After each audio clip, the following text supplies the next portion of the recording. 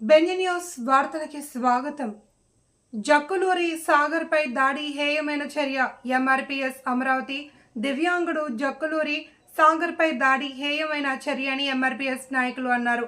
నిందితులను వెంటనే అరెస్ట్ చేసి ఎస్సీ అట్రాసిటీ కేసు నమోదు చేయాలి అని కోరారు.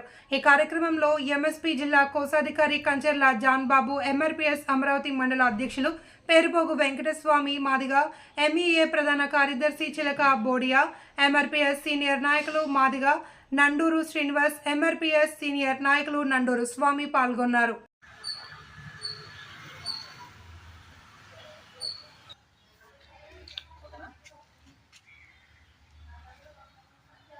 ఈరోజు పెదకొరపాడు నియోజకవర్గం అమరావతి మండలం జూపూడి గ్రామంలో రాత్రి జరిగినటువంటి ఒక విషాదకర సంఘటన మీద జక్కులూరి సాగర్ తదితరుని పరామర్శించడానికి ఎంఆర్పీఎస్ ఎంఎస్పీ తరఫున జిల్లా కమిటీ బాధ్యులుగా, మండల కమిటీ, నియోజకవర్గ కమిటీ బాధ్యులుగా రావడం జరిగింది.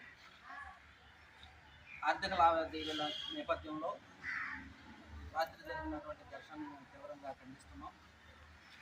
ఏదైనా ఉంటే వాళ్ళు సామరస్యంగా మాట్లాడుకొని దాన్ని సెటిల్ చేసుకోవాలని ఆ యొక్క వాళ్ళని కొట్టడం, బండి తీసుకెళ్ళటం, వాళ్ళని భయభ్రాంతులకు గురి చేయటం, పిల్ల మీద పడి దాడి చేయటం, ఇవన్నీ భాషలు ఆడటం, ఇవన్నీ కూడా సరైన పద్ధతులు కాదు.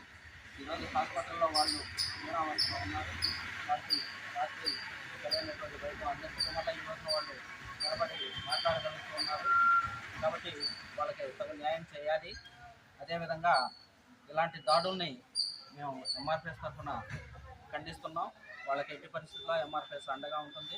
వాళ్ళకి కావాల్సినటువంటి ప్రతిదీ కూడా వాళ్ళకి ఏం చేయాలి, ఏ విధంగా న్యాయం చేయాలనేది మా జిల్లా అధ్యక్షుల వారు, ఎంఎస్పీ, ఎంఆర్పీఎస్, అదేవిధంగా రాష్ట్ర బాధ్యులు, రాష్ట్ర అధ్యక్షుల వారు మరియు కృష్ణమాధవ్ గారి ఆధ్వర్యంలో తదుపరి కార్యాచరణ ఏం చేయాలనేది కూడా నిర్ణయించుకొని దాని ప్రకారం పోతాం. బాధితుడికి న్యాయం జరిగే విధంగా మేము ఖచ్చితంగా పోరాడతామని తెలియజేస్తాం. ముందుగా గౌరవశ్రీ మందకృష్ణ మాదిగ తరఫున సామాజిక ఉద్యమ నమస్కారాలు తెలియజేస్తాం. 78 స్వతంత్రం వచ్చినా కూడా ఇంకా ఎస్సీ ఎస్టీ మీద దాడులు జరుగుతూనే ఉన్నాయి. విషాదం ఏంటంటే అమరావతి మండలంలోని జూపూడి గ్రామంలో జక్కులూరి సాగర్ అనే వ్యక్తిమైన నిన్న సాయంత్రం అర్ధరాత్రి 12:30 to 1 గంట మధ్య దాడి జరగడం చాలా విషాదం చోటు.